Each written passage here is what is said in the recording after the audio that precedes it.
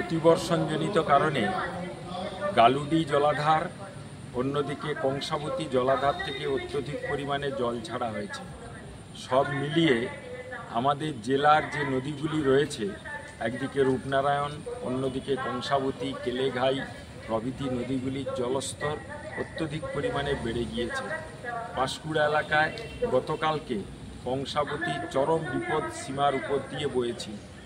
সেই পরিপ্রেক্ষিতে যে সমস্ত জায়গায় খালগুলি কাটা হয়েছে, সেই খালের অনেক জায়গায় এখনও ক্রসবাঁধ তুলেনি সেচ দপ্তর। অন্যদিকে গত 1 বছর আগে কংসাবতীর নদী বাঁধ ভেঙে বন্যা হলেও এখনও লক্ষ্য করা যাচ্ছে প্রায় কোনো খালি পূর্ণাঙ্গ সংস্কার করতে পারেনি দপ্তর। অন্যদিকে ব্যারেজে যে সময় ব্যারেজ তৈরি হয়েছিল, তারপর ওই ব্যারেজগুলির জল ধারণ ক্ষমতা আর বাড়ানোর কোনো চেষ্টা করা হয়নি। নদীগুলোরও জল বহন করার ক্ষমতা একেবারে তলানিতে পৌঁছেছে। সেজন্যে এই কয়েকদিনের বৃষ্টিতেই জেলার সার্বিক পরিস্থিতি, বন্যা পরিস্থিতির এই অবনতি হয়েছে।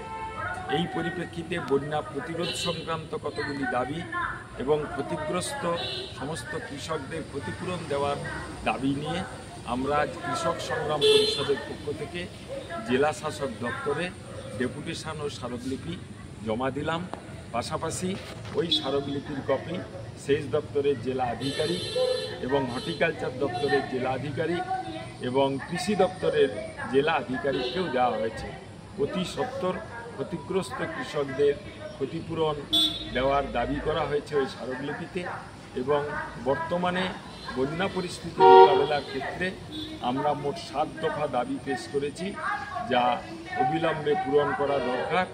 যদি প্রশাসনের পক্ষ থেকে সে ব্যাপারে কোনো কার্যকরী উদ্যোগ দ্রুততার সাথে না নেওয়া হয়, তাহলে কৃষক সংগ্রাম পরিষদ সর্বস্তরের কৃষককে যুক্ত করে বৃহত্তর আন্দোলনে নামতে বাধ্য হবে। বিশেষ বিজ্ঞপ্তি, কর্মী প্রয়োজন।